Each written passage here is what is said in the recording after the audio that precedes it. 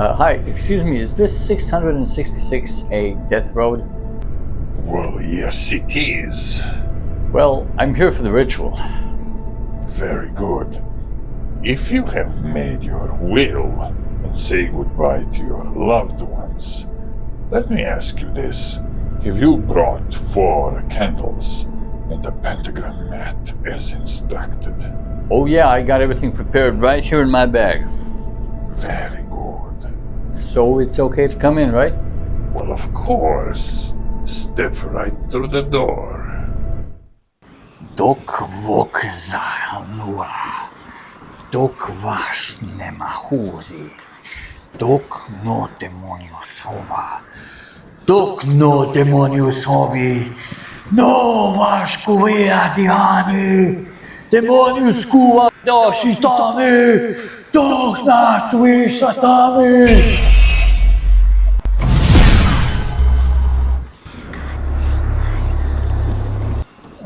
Okay. Why have you summoned me, mortal? I would like one wish if that's possible. That's all I want. And this is the reason why you interrupt my sleep. Yeah, that's why I have awaken you. Well, what do you want? I want a good vampire movie. Just one, okay? Show me just one. And then what? And then I go home, I guess? Yeah? But you are mistaken. No one ever leaves this place.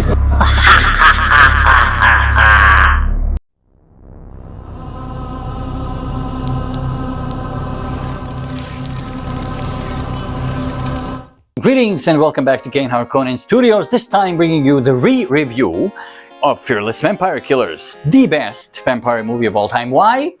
We're still tuned and find out. Maybe you'd like to hear it from the crow. What do you have to say? Why is this the best vampire movie ever? I think I'll do the talking. Shoo, go away. Well, in any case, let's start with information.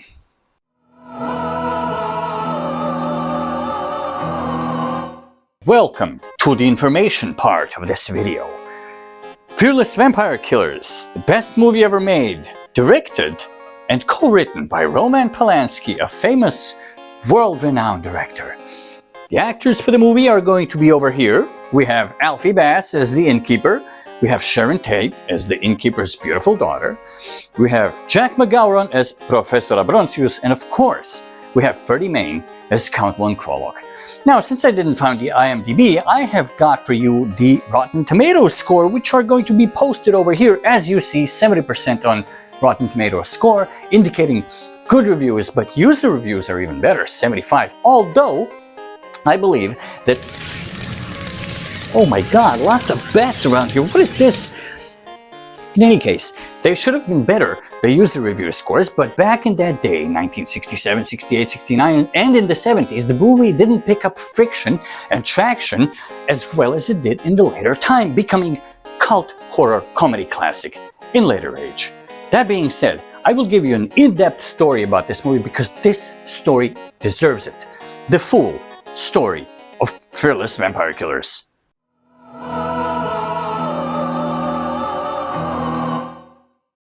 The film is set in the deep heart of Transylvania, and the story appears to take place sometime during the mid-19th century. Professor Abrontius, formerly of the University of Königsberg, and his apprentice Alfred are on the hunt for vampires. Abrontius is an old and withering and barely able to survive the cold ride through the wintry forest, while Alfred is bumbling and introverted. The two hunters come to a small village seemingly at the end of a long search for signs of vampires. The two stay at a local inn full of angst-ridden townspeople who perform strange rituals to fend off an unseen evil. While staying at the inn, Alfred develops a fondness for Sarah, the overprotected daughter of the tavern innkeeper Joine Chagall. Alfred witnesses Sarah being kidnapped by the local vampire lord Count Von Krolok. Crazed with grief and armed with only a bunch of garlic, Chagall attempts to rescue her, but does not get very far before he is captured, drained of his blood, and vampirized. After Chagall rises and attacks Magda, the tavern's beautiful maidservant, and the object of his lust when she was still human, Abronsius and Alfred follow his trail in the snow, which leads them to Krolok's ominous castle in the snow-blanketed hills nearby. They break into the castle but are trapped by the Count's hunchbacked servant, Kukol. They are taken to see the Count, who affects an air of aristocratic dignity while questioning Abronsius about why he has come to the castle. They also encounter the Count's son, the topish and homosexual Herbert. Meanwhile, Chagall, no longer carrying his daughter's fate, sets up the plan to turn Magda into his vampire bride. Despite misgivings, Abronsius and Alfred accept the Count's invitation to stay in his ramshackle Gothic castle, where Alfred spends his night fulfully. The next morning, Abronsius plans to find the castle crypt and destroy the Count by staking him in the heart, seemingly forgetting about the fate of Sarah. The crypt is guarded by the hunchback, so after some wandering, they attempt to climb in through a roof window. However, Abronsius gets stuck in the aperture, and it falls to Alfred to complete the task of killing the Count in his slumber. At the last moment, his nerve fails him, and he cannot accomplish the deed. Alfred then has to go back outside to free Abronsius, but on the way he comes upon Sarah having a bath in her room. She seems oblivious to her danger when he pleads for her to come away with him and informs him that a ball is to take place this very night. After briefly taking his eyes off her, Alfred turns to find Sarah has vanished into thin air. After freeing Abronsius, who is half frozen, they re-enter the castle.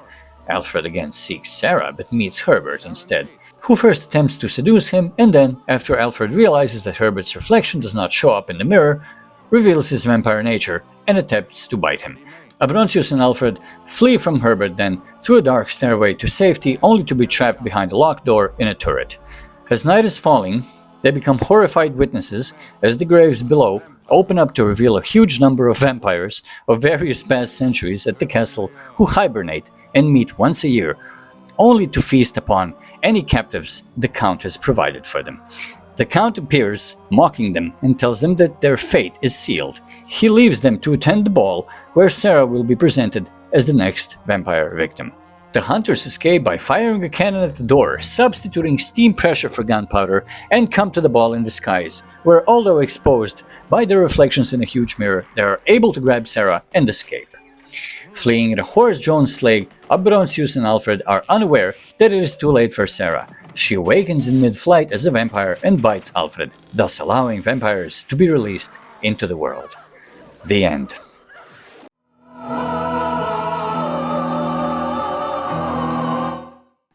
Now that the story part is covered, we come to the best part of every movie review, and that is movie presentation, ambience. Coming up first, check out this clip from the movie where they go through parts of the castle and build up the drama before meeting Count Krolok. Check it out.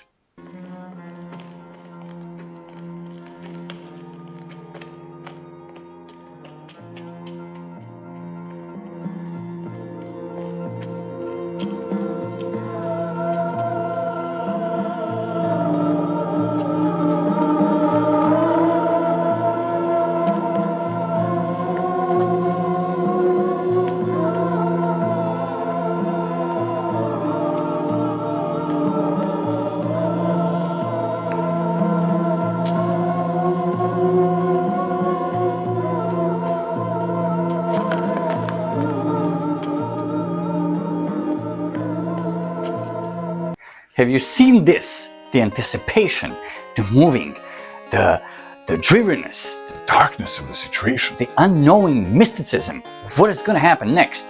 This type of movie presentation wasn't reproduced ever since 1967. 1992 Dracula, Bram Stoker's Dracula, comes close, but it doesn't beat Fearless Vampire Killers in ambience. Next, we have this. We have the meeting with Count Krolok, one of the best, if not the best, introductions to a vampire count that I have ever seen on the TV screens. Check it out.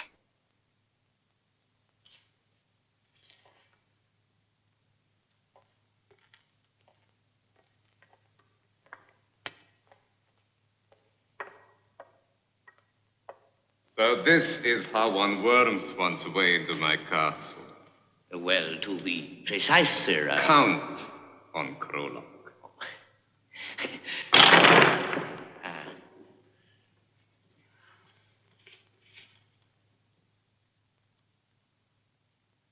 Professor Abrontius, Königsberg University. This alters everything. Do you see that? Did you see that? That is what I call building up the unknown when you do not know what to expect. And then there's comedy in it. Comedy that isn't being pushed, that's not being upfront into your face just to make it comedic. They are naturally comedians.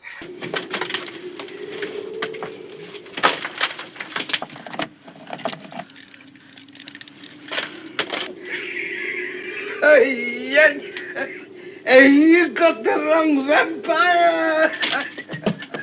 Every character in this movie has its own story, has its own background. Every single character piqued my interest, not just the Count, but the Professor as well. Alfred with his clumsiness, and then Professor with his eagerness. Sharon Tate with her sex appeal and naive youth. Both of the innkeeper and the innkeeper's wife.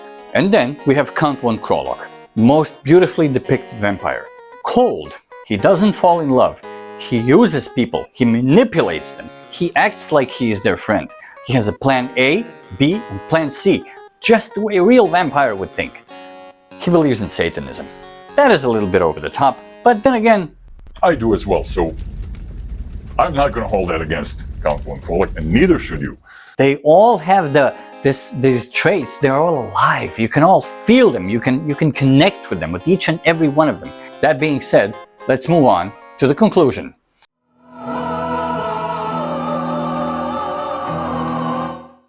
We have reached the end of this video. For conclusion, what to say about this brilliant movie and the way it was visually presented and the way the music was done is an absolute proof, because it was made and produced in 1967, is an absolute proof that you do not need high-tech CGI and visual effects to produce something magnificent. We have the world-renowned director Roman Polanski, who is also an actor. He's Alfred, that's what I was going to tell you in front, but I didn't.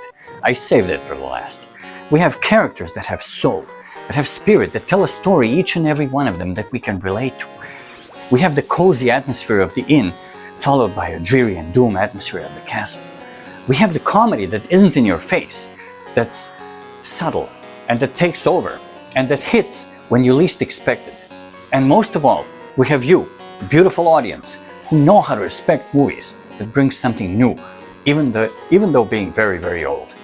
That's why I thank you. Thank you for listening and watching this tribute to the most beautiful and brilliantly created vampire movie of all times. I hope that you've enjoyed watching this video as much as I enjoyed creating it, because I truly have. And that being said, see you later, ladies and gentlemen. Meditate. I'll just let him say it again. I must leave you now. See you later, gentlemen. Meditate while awaiting your turn.